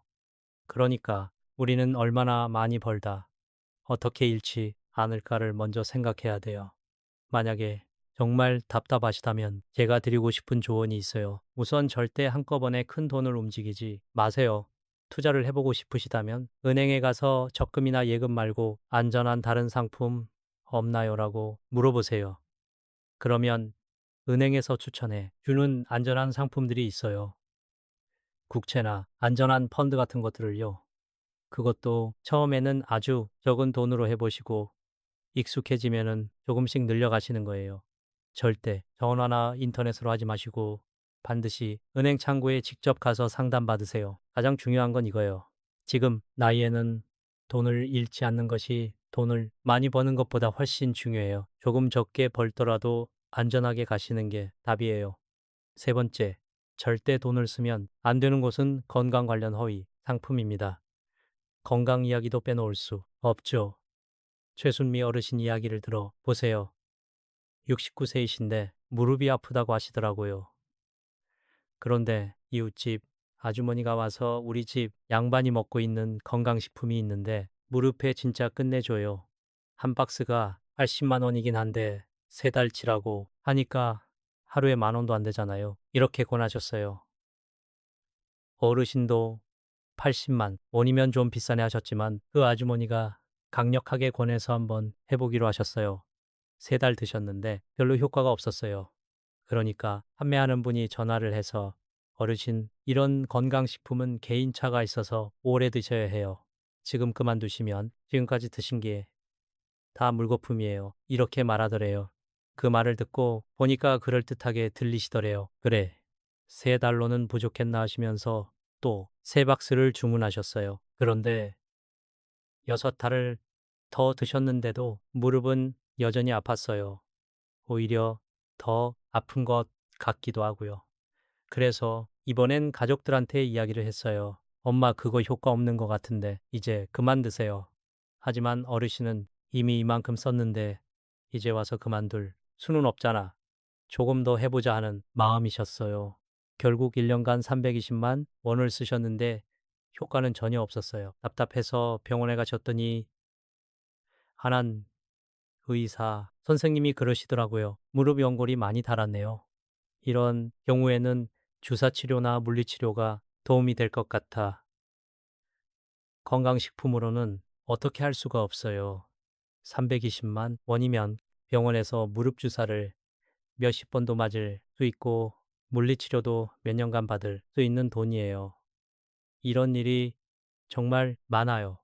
특히 나이 드시면 건강이 가장 걱정되니까 이것만 먹으면 좋아진다는 말에 혹하시게 되는 거예요. 그런데 생각해 보세요. 만약에 정말 무릎 관절염이 건강식품으로 나왔다면 정형외과 의사들이 왜 주사나 물리 치료를 권할까요? 진짜 효과 있는 건강식품이 있다면 병원에서 먼저 권했을 거예요. 건강이 걱정되시는 마음, 저는 정말 충분히 이해해요. 아프면 뭐든 해보고 싶은 게 사람 마음이잖아요. 그런데 정말 건강하고 싶으시면 검증되지 않은 건강, 식품보다는 병원에서 정기검진 받으시고 필요하면 치료받으시는 게 훨씬 확실해요. 물론 기본적인 종합, 비타민이나 검증된 건강식품을 드시는 건 괜찮아요. 다만 이것만 먹으면 당뇨병, 고혈압, 관절염이 모두 낫는다는 식의 과대 광고는 절대 믿지 마세요. 그리고 이런 것들도 조심하세요. 전화나 방문 판매로 파는 건강식품들, 특히 텔레비전에서 광고하는 그것이라면서 파는 것들 대부분 효과 없고 비싸기만 해요. 예. 한 가지 더 말씀드리면 건강식품을 드시려면 약국에서 파는 것들로 하세요. 최소한 약사분이 성분이라도 확인해 주시니까 훨씬 안전해요. 네. 번째, 절대 돈을 쓰면 안 되는 것은 세면 유지비입니다. 저는 이 동네에서 몇십 년 살았는데 이제 와서 쪼돌리는 모습을 보일 수 없다. 이런 마음 때문에 쓸데없는 체면비에 돈을 쓰시는 분들이 많아요. 체면이라는 건 참 묘합니다. 남에게 잘 보이고 싶은 마음이기도 하고 사실은 나 자신을 지키고 싶은 본능이기도 하지요. 그런데 그 본능이 지나치면 지갑이 먼저 무너집니다. 그리고 마음까지 따라 지칩니다. 장옥순 어르신이 그랬어요. 평생 한 동네에서 성실히 살아오신 분입니다. 자녀들 다 휴가시키고 이제는 노후를 편히 보내셔도 되린데요. 그 체면이 늘 문제였습니다. 동창 모임에 나가면 한 번에 30만 원은 기본으로 나갔습니다. 밥과 술과 2차 노래방까지 항상 제가 내게 하셨어요. 장영돈 많아 보여라는 말 한마디가 좋으셨던 거지요. 그 말이 듣기 좋아서 한 달에 두세 번 모임을 나가셨고 체면 유지비로만 매달 100만 원이 넘게 나갔습니다. 경조사비도 마찬가지였습니다. 5만 원이면 충분한 자리에 10만 원, 10만 원이면 될 자리에 20만 원. 저는 이 정도는 해야지 하시면서요. 어느새 그게 습관이 되었습니다. 옷도 계속 사셨습니다. 같은 옷 2번 입으면 안 된다는 생각에 모임 나갈 때마다 새 옷을 준비하셨어요. 몇십만은 하는 셔츠며 외투며 옷장이 점점 채워졌지만 마음은 더 허전해졌습니다. 그렇게 1년이 지나고 체면 유지비로만 500만 원이 나갔습니다. 그런데 정작 본인 병원비는 아깝다고 하셨어요. 정기 건강 검진도 미루고 치과 진료도 안 받으셨죠. 혈압이 오르고 당 수치가 올라서 약을 바꿔야 하는 상황이 와도 병원은 망설이셨어요. 돈이 없어서가 아니라 그 돈을 이미 다른 데에 써버렸기 때문입니다. 한번 생각해 보십시오. 정말 소중한 친구라면 여러분이 돈을 쓰지 않아도 함께하고 싶어 할 겁니다.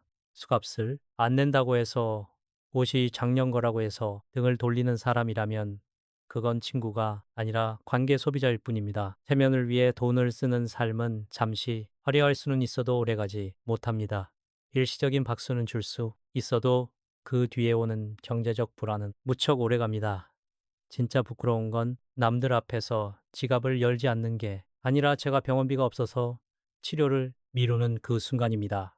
그렇다면 60살이 넘어서 우리는 어디에 돈을 써야 할까요? 가장 먼저 떠오르는 건 건강입니다. 건강을 위해 쓰는 돈은 절대 아까운 게 아닙니다. 정기, 검진, 치과 치료, 안과 검사, 필요한 약과 치료, 이런 것들에는 절대로 주저하지 마셔야 합니다. 지금 아낀다고 나중에 더 적게 드는 게 아닙니다. 오히려 지금 아끼면 나중에 훨씬 더 큰 돈이 들어가게 됩니다. 실제로 조사에 따르면 65세부터 85세까지 20년 동안 의료비로 평균 3천만 원 이상이 든다고 합니다. 그런데 이 비용 평소에 꾸준히 관리하고 조기 진단만 잘해도 절반으로 줄일 수 있다는 거 아세요? 작은 병일 때 발견해서 치료하면 약값만 들고 끝납니다. 하지만 늦어지면 수술 2번 간병까지 눈덩이처럼 불어납니다. 그러니 건강을 위한 지출은 비용이 아니라 투자라고 생각하셔야 합니다.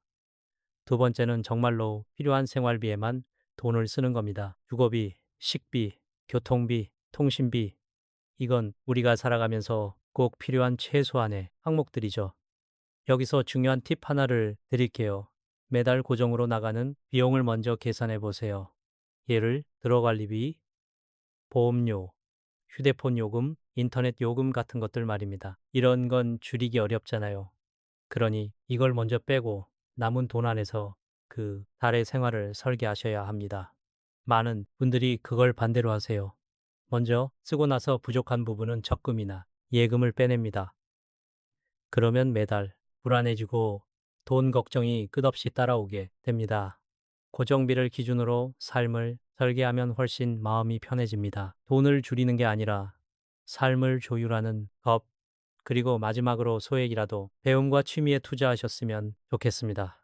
꼭 비싼 강좌를 듣거나 해외여행을 하라는 게 아닙니다. 조용한 도서관에서 책을 읽고 동네 공원에서 산책을 하고 가까운 복지관에서 봉사활동을 하는 것 돈은 거의 들지 않지만 마음은 점점 넓어지고 삶의 질은 놀랄 만큼 좋아집니다. 특히 짐이라는 건 늦게 시작해도 전혀 손해가 없습니다. 글을 쓰고 그림을 그리고 손자에게 동화를 읽어주는 것까지도 다 취미입니다. 거기서 오는 자존감과 소속감은 돈으로 살 수 없는 귀한 자산이에요. 이제는 남을 위해 사는 돈보다 나를 위해 쓰는 돈이 많아져야 할 때입니다. 건강을 지키고 삶을 정리하고 마음을 풍요롭게 하는 데 쓰는 돈, 그게 진짜 지혜로운 지출입니다. 남의 눈치 보며 쓴 100만 원보다 나를 위해 쓰는 만 원이 훨씬 오래 기억에 남습니다. 그리고 그것이 결국 품격 있는 노년을 만들어줍니다. 여러분의 인생에는 말로 다 하지 못할 시간이 담겨 있습니다.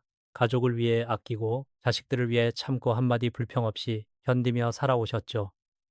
누가 몰라줘도 여러분은 스스로 그 수고를 잘 아실 겁니다.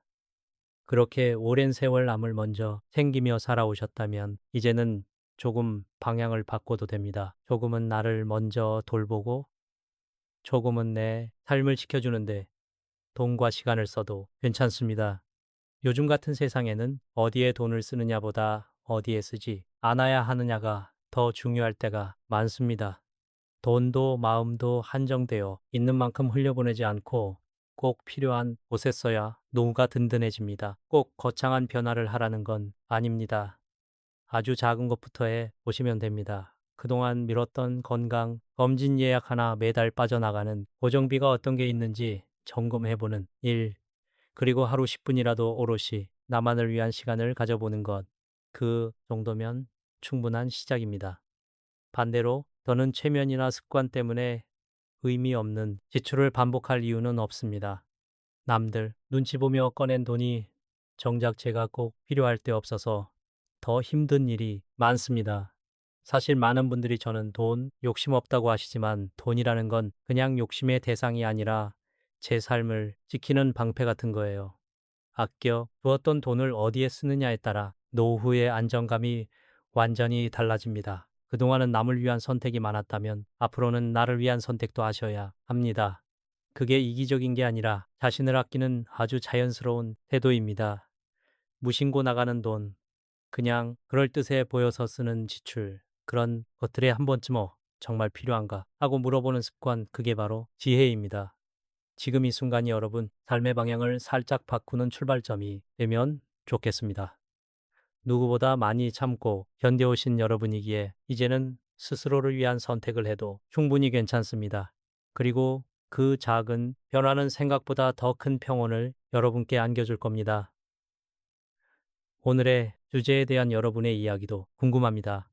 댓글이 소통의 창이 되면 좋겠습니다. 그리고 이어서 다음 주제를 나누고자 합니다. 나이 들수록 절대로 이 5사람과는 친구로 지내지 마세요. 나만 바보 됩니다. 상처받지 마세요. 지옥이 따로 있나?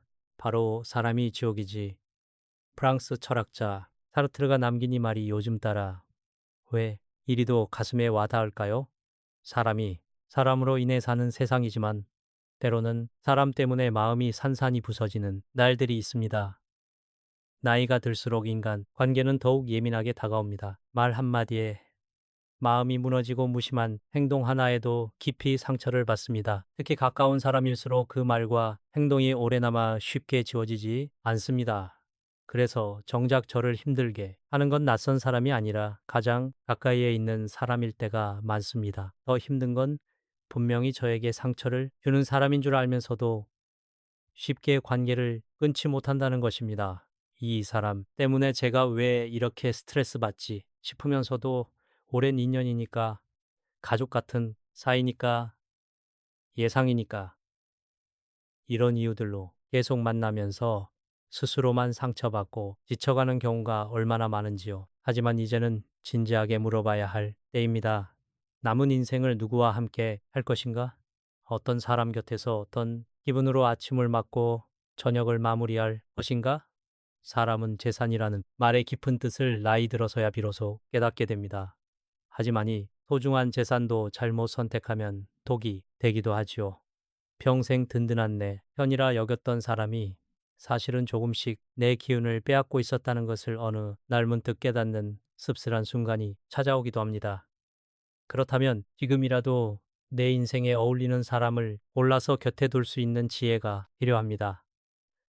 지금부터 이야기하려는 5사람은 절대로 곁에 두어선 안 될 사람들입니다. 친구, 지인이라는 이름으로 내 마음을 갉아먹는 사람들입니다. 혹시 지금 떠오르는 얼굴이 있으신가요? 그렇다면 이미 내 마음이 보내고 있는 신호입니다. 나이 들어서 받는 스트레스는 정말 아까운 시간입니다. 그 시간을 더 이상 상처 주는 사람이 아니라 함께 웃을 수 있는 사람과 보내시기를 진심으로 바랍니다. 소중한 구독과 좋아요 부탁드리며 시작하겠습니다. 첫 번째 사람은 이익에 따라 태도가 바뀌는 사람입니다. 살다 보면 문득 이런 생각이 들 때가 있습니다. 이 사람이 정말 나를 좋아하는 걸까? 아니면 내가 가진 걸 탐내는 걸까? 처음엔 잘 모릅니다. 늘 따뜻하게 다가오니까요. 그런데 시간이 지나고 나면은 알게 됩니다. 아, 나를 본 게 아니라 내가 가진 걸 본 거구나. 그 깨달음이 마음을 참 서늘하게 만듭니다. 이익에 따라 태도가 바뀌는 사람들의 특징은 뚜렷합니다. 뭔가를 얻기 전까지는 천사 같아요. 칭찬도 아끼지 않고 잘 들어주고 옆에서 늘 응원하는 것처럼 보입니다. 하지만 목적을 달성하고 나면 언제 그랬냐는 듯 차갑게 돌변합니다. 연락도 끊기고 심지어는 뒤에서 험담을 하기도 하죠. 김순애 씨는 환갑을 넘긴 뒤 작은 반찬 가게를 열었습니다. 손맛이 좋기로 동네에서 소문이 나기 시작하자 오래전 동창이 찾아왔습니다. 와, 손혜야, 너 진짜 대단하다. 어떻게 이렇게 혼자 다 해? 처음엔 정말 반가웠습니다. 고생 끝에 조금씩 자리 잡아가는 시점에 오래된 친구가 응원해 주는 게 참 든든했지요. 그 친구는 자주 가게 들렀고 메뉴는 어떻게 짜는지 재료는 어디서 사는지 어떻게 손님을 응대하는지 자꾸만 물었습니다. 순애 씨는 숨길 게 없다고 생각해서 하나하나 다 이야기해 줬습니다. 오래된 동창이고 친구니까요. 그런데 몇 달 뒤 충격적인 소식이 들려왔습니다. 불과 두세 골목 떨어진 곳에 그 친구가 똑같은 반찬 가게를 연 겁니다. 그래도 미리 얘기해 주겠지 싶었는데 연락 한 통 없었습니다. 오히려 길에서 마주치면 모른 척 눈길조차 피하더랍니다. 처음엔 뭔가 사정이 있겠지 생각했지만 시간이 지나도 외면은 계속됐습니다. 더 충격적인 건 그 다음이었습니다. 단골 손님 중 한 분이 그 친구가 여기보다 자기 가게가 훨씬 낫다고 하더라고 전했습니다. 순애 씨는 그 말을 듣고 가게 문을 닫고 혼자 앉아 한참을 멍하니 있었다고 합니다. 아, 그 친구가 날 응원한 게 아니었구나. 그냥 내 노하우가 필요했던 거였구나. 그제야 모든 게 이해되더랍니다. 이익에 따라 태도가 바뀌는 사람들의 가장 무서운 점은 그들이 떠나간 뒤에야 깨닫게 된다는 것입니다. 내가 얼마나 순진하게 마음을 열었는지, 얼마나 철저히 이용당했는지 뒤늦게 알게 된다는 점입니다. 이익이 있을 때만 다가오는 사람, 늘 나를 통해 무언가를 얻으려는 사람, 이런 사람을 곁에 두면 내 삶이 점점 불안해집니다. 말투 하나, 표정 하나에도 이 사람 진짜 내 편일까라는 의심이 자꾸 들고 마음이 놓이지 않기 때문에 함께 있어도 늘 경계하게 됩니다. 사람이 사람을 의심하게 되면 그 관계는 더 이상 건강할 수 없습니다. 관계가 계산으로 영면 결국 차갑게 식어버립니다. 나이 들수록 필요한 건 내가 가진 걸 보고 다가오는 사람이 아니라 내 존재 자체를 소중히 여기는 사람입니다. 함께 나눌 수는 있어도 나를 수단으로만 여기는 사람은 과감히 거리를 두셔야 합니다. 우리에게 필요한 건 마음이 편안해지는 사람입니다. 긴 말이 필요 없는 사람, 침묵 속에서도 어색하지 않은 사람, 곁에 있기만 해도 따뜻해지는 사람. 그런 사람이야말로 진짜 내 사람이고 나이 들어서 곁에 두어야 할 인연입니다. 두 번째 사람은 나를 항상 아래로 보는 사람입니다. 살다 보면 꼭 이런 사람이 있습니다. 만날 때마다 자신이 한 수 위에 있다고 생각하는 사람들 말입니다. 그들은 대화할 때마다 은근히 나를 깎아내리고 무언가를 가르치려 들고 마치 자신이 선생님이고 나는 한참 모자란 학생인 것처럼 대합니다. 겉으로는 조언이고 걱정이고 충고라 말하지만 그 말 끝엔 항상 내가 모자하다는 뉘앙스가 숨어 있습니다. 그래서 내가 뭐라고 했어? 그때 내 말 들었으면 됐잖아. 그건 왜 그렇게 했어? 네가 늘 손해보는 이유가 그거야. 그게 뭐가 힘들어? 나는 더 힘든 것도 해봐서 마치 나를 걱정해주는 척하지만 그 말에 늘 너는 틀렸고 나는 옳다는 시선이 담겨 있습니다. 나이가 들수록 삶에는 정답이 없습니다. 이미 우리는 충분히 버티고 살아낸 사람들입니다. 그런데도 누군가는 여전히 자신이 더 잘났다는 듯 내 삶에 평가를 내리고 기준을 들이대곤 납니다. 이정자 씨는 올해 이럽니다. 혼자 살고 있고 가끔 아들네 집에 가거나 동네 친구들과 차를 마시며 지냅니다. 그중 한 친구는 이정자 씨보다 늘 한 발짝 높은 데서 있는 것처럼 행동했습니다. 네가 그렇게 했으면 자식이 그렇게 안 컸지. 넌 너무 다 퍼져서 문제야. 나는 그런 일이 있으면 이렇게 했지. 너처럼 안 그래? 그러니까 우리 애들이 속을 안 썩이잖아. 이정 씨는 처음엔 그 친구가 자기 자식 자랑이 심하구나 싶었지만 어느 날 문득 나한테서 틀린 점만 찾아서 말하는구나라는 생각이 들었습니다. 그걸 깨닫고 난 뒤엔 친구의 말 하나하나가 비수가 됐습니다. 평소엔 무심한 듯 굴면서 막상 중요한 이야기가 나오면 아무렇지 않게 상처 주는 말들을 툭툭 던졌지요. 그 뒤로 이정 자신은 그 친구를 만날 때마다 기분이 처지고 마음이 무거워졌다고 말합니다. 안 나고 나면 자꾸 내가 못난 사람이 된 것 같아. 그 말이 이 관계를 설명해주는 전부였습니다. 우리도 그렇습니다. 말 한마디에 눈빛 하나에 괜히 내가 덜 된 사람처럼 느껴지는 관계가 있다면 그건 다시 생각해 봐야 합니다.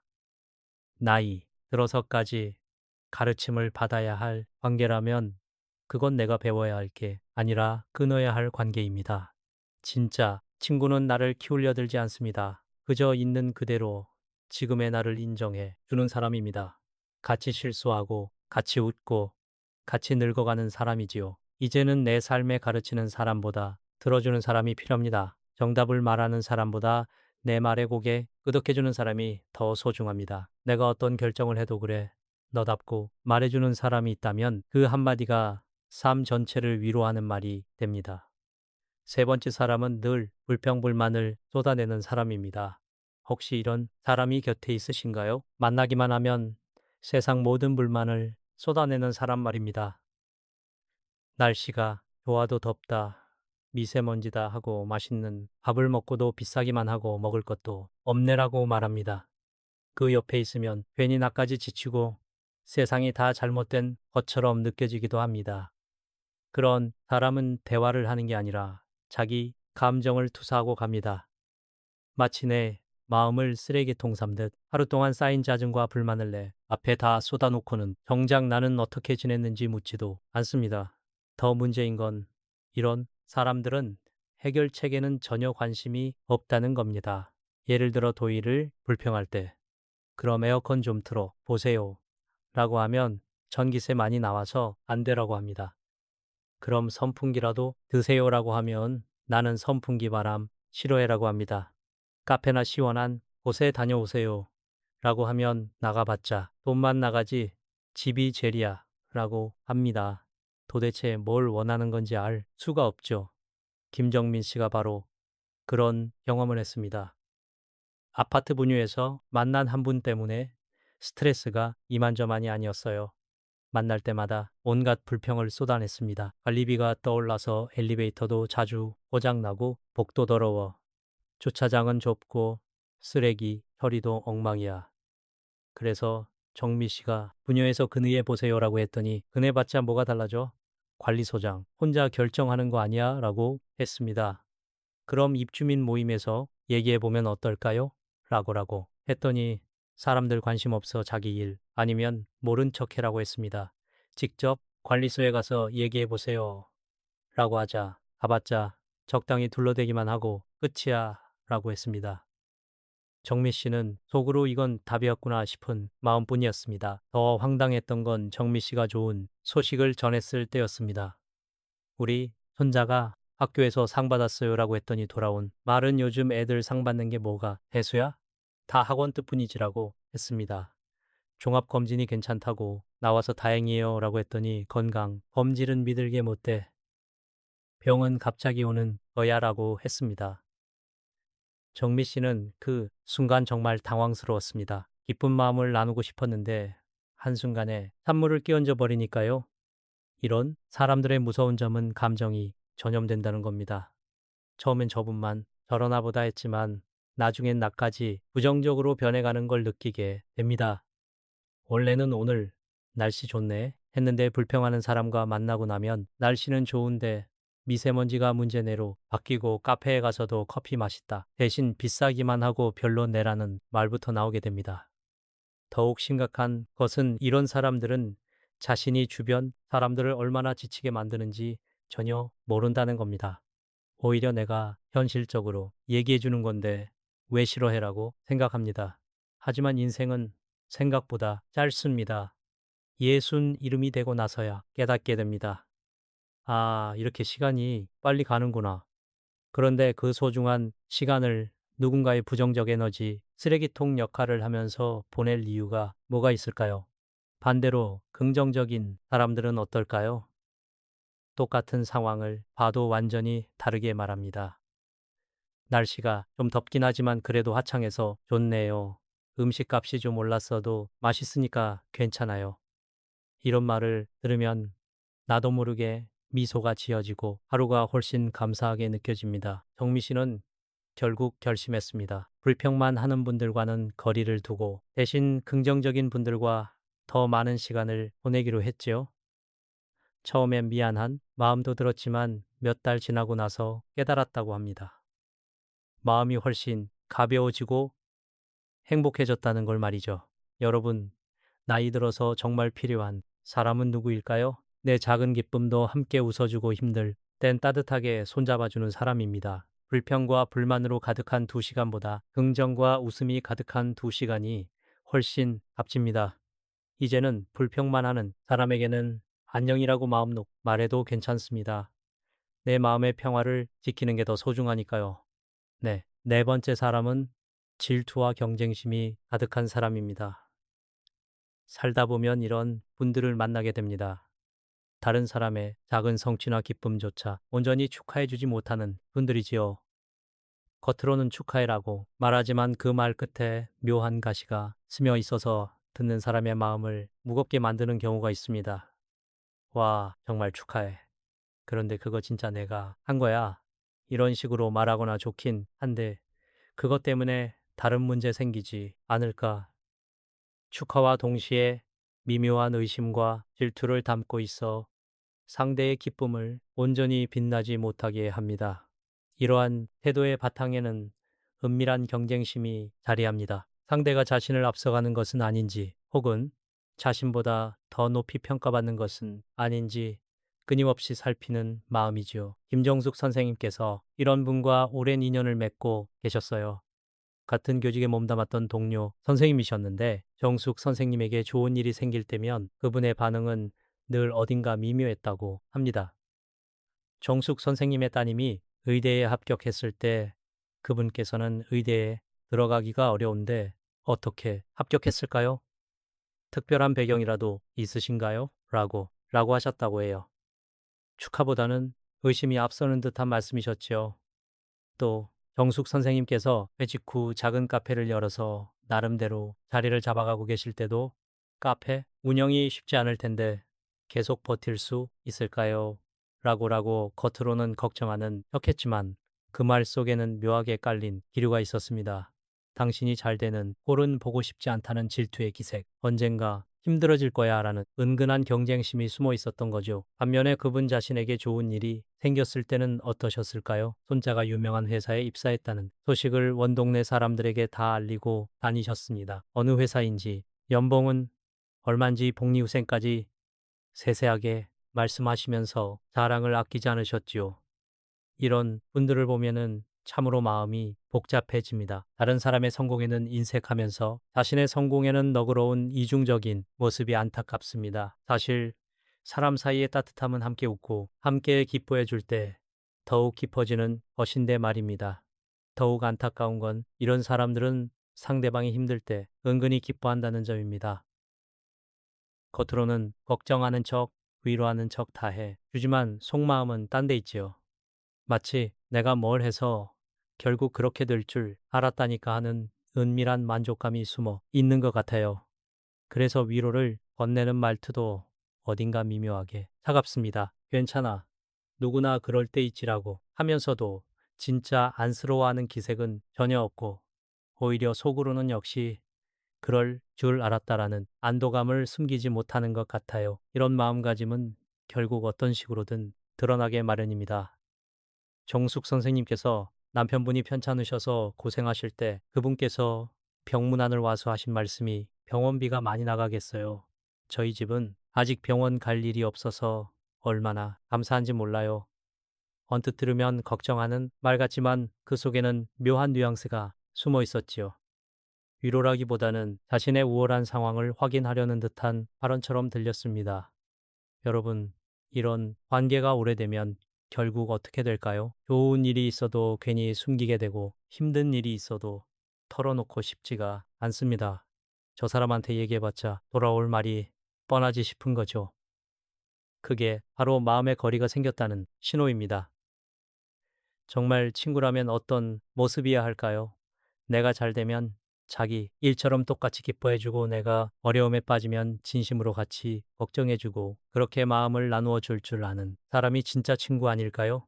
나이가 들수록 우리에게 더 필요한 건 그런 사람들입니다. 내 성공을 쉽게 하는 사람이 아니라 내 기쁨을 자기 일처럼 기뻐해주는 사람, 내 실패를 속으로 안도하는 사람이 아니라 진심으로 손잡아주고 함께 울어줄 줄 아는 사람이 필요하지요. 여러분 곁에는 어떤 분들이 계신가요? 혹시 좋은 소식을 나누기가 꺼려지는 분이 있다면 그건 이미 내 마음이 알고 있는 신호일지도 모릅니다. 이제는 그런 관계에서 조금은 거리를 두셔도 괜찮습니다. 대신 내 곁에서 함께 웃어주고 내 곁에서 함께 울어 줄 아는 분들과 더 많은 시간을 보내세요. 다섯 번째 사람은 나를 이용하는 사람입니다. 사람은 누군가에게 필요해서가 아니라 그저 보고 싶어서 연락을 받고 싶 합니다. 그런데 어떤 사람은 늘 뭔가를 부탁할 때만 나를 떠올립니다. 그게 한두 번이면 이해할 수 있지만 매번 그러면 이건 우정이 아니라 이용입니다. 김민자 씨는 최근 한동안 뜬마은 동창에게 연락을 받았습니다. 진짜야 오랜만이다. 밥 한번 먹자. 반가운 마음에 흔쾌히 나갔는데 식사. 도중 그 친구가 조심스레 꺼낸 말은 이랬습니다. 혹시 가족 중에 보험 드는 사람 있어? 내가 이번에 지점장 됐는데 실적 좀 채워야 해서 그 말이 끝나자마자 그 자리가 얼마나 불편했는지 모릅니다.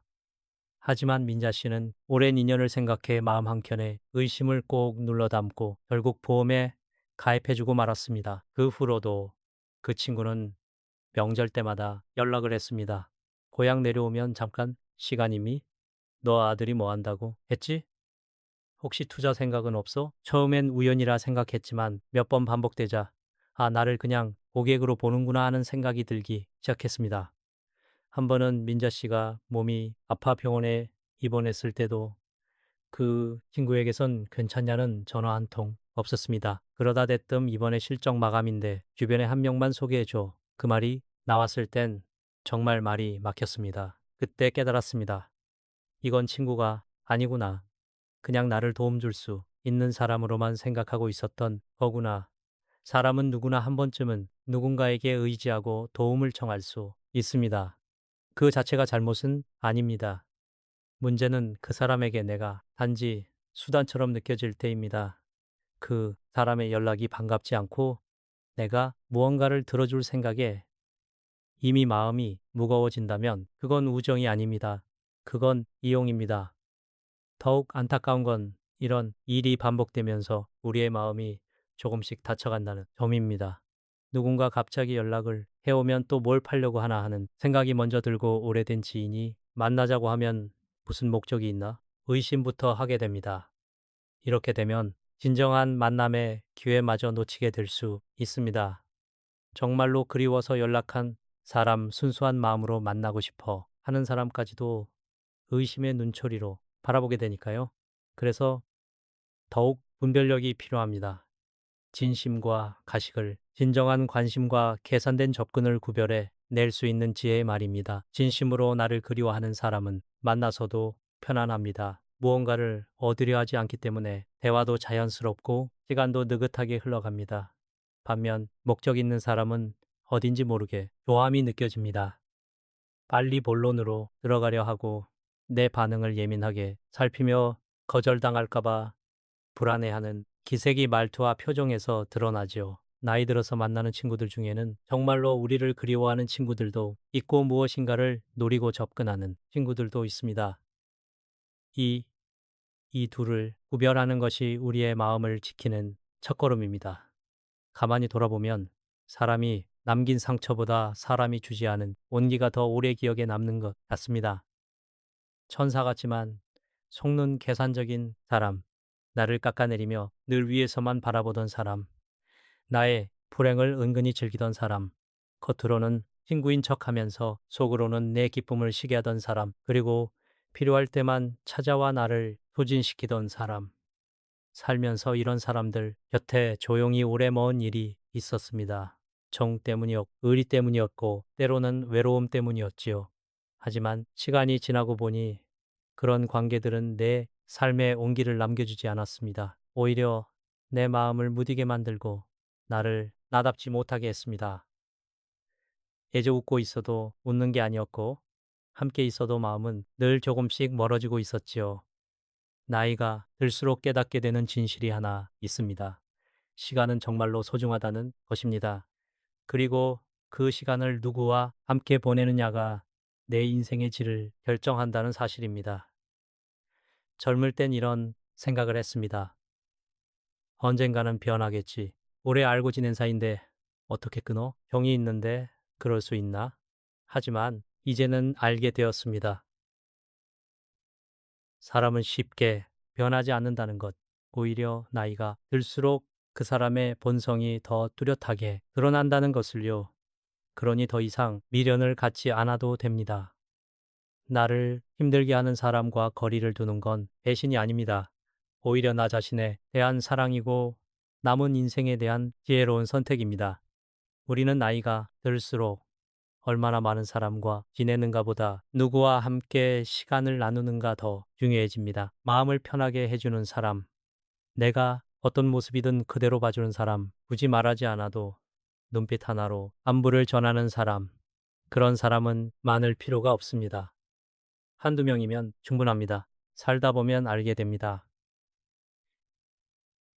내가 소중히 여겨야 할 사람은 내 기쁨을 자기 일처럼 기뻐해주는 사람, 내 아픔 앞에서는 진심으로 손잡아주는 사람이라는 것을 말입니다. 그런 이들과 함께할 때 내 존재가 조금씩 살아납니다.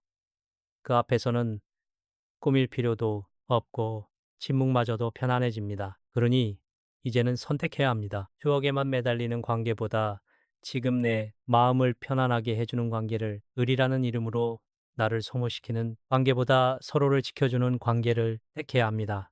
좋은 사람들과 함께하는 하루, 1시간이 사람들과 함께하는 하루 10시간보다 훨씬 더 값지고 의미 있습니다.